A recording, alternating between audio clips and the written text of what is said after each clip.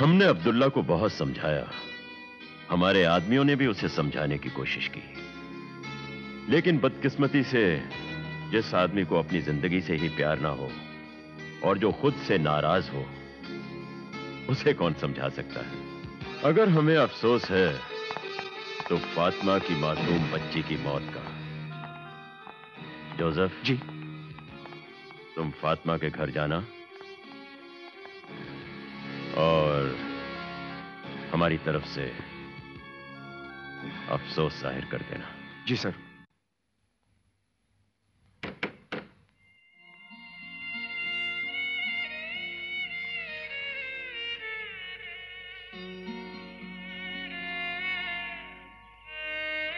कौन है आप लोग? बस हमें अपना ही समझिए आपा। वो क्या है कि हमें, मेरा मतलब हमारे कामा सेठ को आपकी बेटी सकीना की मौत से गहरा सदमा पहुंचा है, इसलिए वो यहां नहीं आ सके। उनका कहना यह है कि जो इस जहां से उठ जाता है उसे दोबारा वापस लाया नहीं जा सकता। तो वो क्या है कि हमारे सेठ ने ये थोड़ा सा नजराना भिजवाया है, दुख सुख में ये काम आ जाएगा। ये रुपए देकर तुम मेरी बच्ची की जिंदगी का मुआवजा देने आए हो, जो इस बेवा का सिर्फ एक आसरा थी, या मेरी बच्ची की मौत का बोझ तुम्हारे सेठ के दिल पर भारी पड़ रहा है, उसे कम करने आए हो? लाकर दे सकते हो तो रुपए नहीं, मुझे मेरी बच्ची वापस ला कर दो। ला दो मेरी बच्ची वापस मुझे। और अगर नहीं ला कर दे सकते तो चले जाओ, निकल जाओ यहाँ से और ले जाओ अपना ये रुपया। इसे संभाल के रखना, तुम्हारे सेठ के कफन दफन में काम आएगा।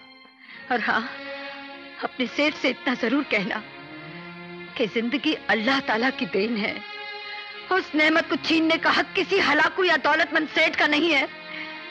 जब जब किसी दरिंदे ने अल्लाह की दी हुई उस नेमत के साथ खिलवाड़ किया, अल्लाह ने किसी फरिश्ते को जरूर भेजा जिसने उस दरिंदे और उसकी दरिंदगी को नेस्त और नाबूद कर दिया। याद रखना, मेरी बच्ची अल्लाह मियां के पास पैगाम लेकर गई है। देख लेना, आज नहीं तो कल वो ऐसे फरिश्ते को जरूर भेजेगा, वो ऐसे फरिश्ते को। इंशाअल्लाह ऐसा फरिश्ता जरूर आएगा।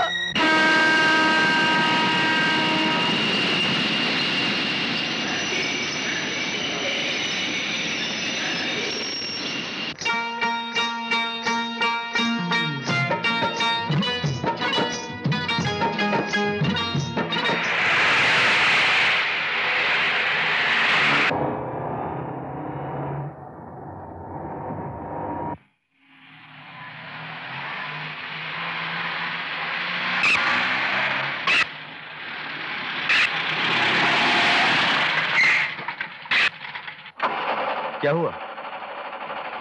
देखता हूं साहब।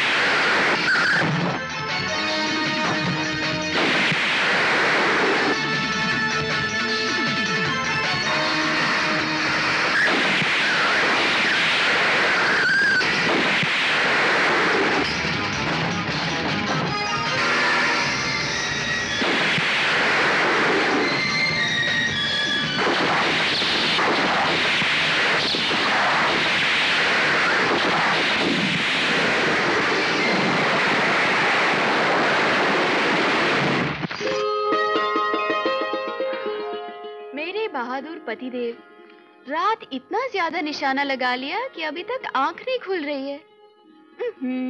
हुजूर 8 बज चुके हैं, अब तो उठ जाइए। बस एक मीठी सी पप्पी दे दो, अभी उठ जाऊंगा। प्लीज छोड़ दो मुझे। देखो मैं नहा चुकी हूँ। तुम्हारी शुरुआत पप्पी से होती है और दोबारा मैं नहाना नहीं चाहती। अच्छा तो फिर चाय ही पिला दो। सामने तो पड़ी है चाय। सामने जब तुम होती हो तो मुझे कुछ नजर नहीं आता। तो मैं सामने से हट जाती हूँ। तुम चाय पी के तैयार हो जाओ, मैं नाश्ता लगाती हूँ। बड़ा अजीब सा शहर है ये, कौन अपना और कौन दुश्मन कुछ पता ही नहीं चलता। जहाँ आते ही इतना बड़ा हंगामा हो जाए, वहाँ हर कदम जमीन पर सोच समझ कर रखना चाहिए। क्यों, तुम्हें डर लगता है? जब तुम मेरे साथ हो तो हमसे मौत भी डरेगी। मैं भला किसी से क्यों डरने लगी? मैं तो तुम्हें एहतियात बरतने को कह रही थी। ख्याल रखूंगा। अच्छा चलता हूँ। एक मिनट। हाँ?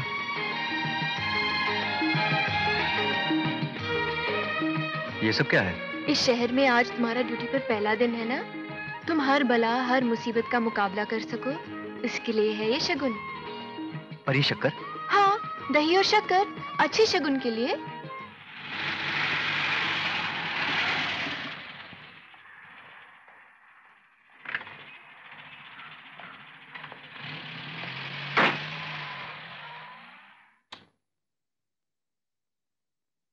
Inspector Avinash Mathur, Special Crime Branch CBI, from Delhi reporting, sir. How do you do, Inspector? Please. Thank you. Inspector, तुम्हारे यहाँ आने पर वेलकम कहने का हक तो मेरा छीना जा चुका है। वो कैसे सर? मैंने सुना है बड़े लोगों का वेलकम तोपों की सलामी से होता है, लेकिन तुमने बंबई में कदम रखा तो गोलियों से तुम्हारा स्वागत किया गया। क्राइम ब्रांच वालों के लिए इससे बड़ी सलामी और क्या हो सकती है सर? लेकिन कमाल की बात तो ये है सर, हेडक्वार्टर पहुंचने से पहले मेरे आने की खबर उन तक पहुंच गई। और उनके हमले की खबर तुम तक पहुंच गई होगी, वरना बिना तैयारी के इतना खतरनाक मुकाबला करना कोई आसान काम तो नहीं। नहले पे दहला और दहले पे गुलाम, ये तो आपका रोजमर्रा का खेल होगा mister Avinash. Inspector Pandey, nice meeting you. पूरा डिपार्टमेंट और पूरी फोर्स तुम्हारे साथ है इंस्पेक्टर अविनाश। फिलहाल तो सर मुझे फोर्स की जरूरत नहीं है, सिर्फ एक आदमी की जरूरत है। एक आदमी? हाँ सर, ऐसा एक आदमी जो बंबई की हर गली कूचे से वाकिफ हो, हर सड़क हर जगह को पहचानता हो।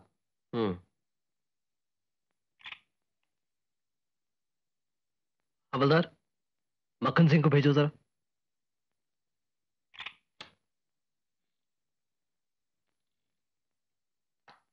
मक्खन सिंह, आज से तुम्हारी ड्यूटी इंस्पेक्टर अविनाश के साथ है। ये जब जहां चाहे इन्हें ले जाना होगा। Yes sir. I will take your lead. All the best inspector. Thank you. सफेद पुल से लेकर रेड लाइट एरिया तक, झोपड़ी के खोपड़ी बेवड़े से लेकर धन्ना सेठ तक, हर आदमी हर सड़क पता है मुझे। बोलिए साहब, आप सबसे पहले कहां जाना पसंद करोगे? उस शख्स के पास जिसके पास मेरे आने की खबर पहले से थी और कल रात के कारनामे की खबर अब तक पहुंच चुकी होगी। वो कल का छोकरा दिल्ली से बंबई सरकार की मर्जी से आया है, लेकिन बंबई से स्वर्ग हमारी मर्जी से जाएगा।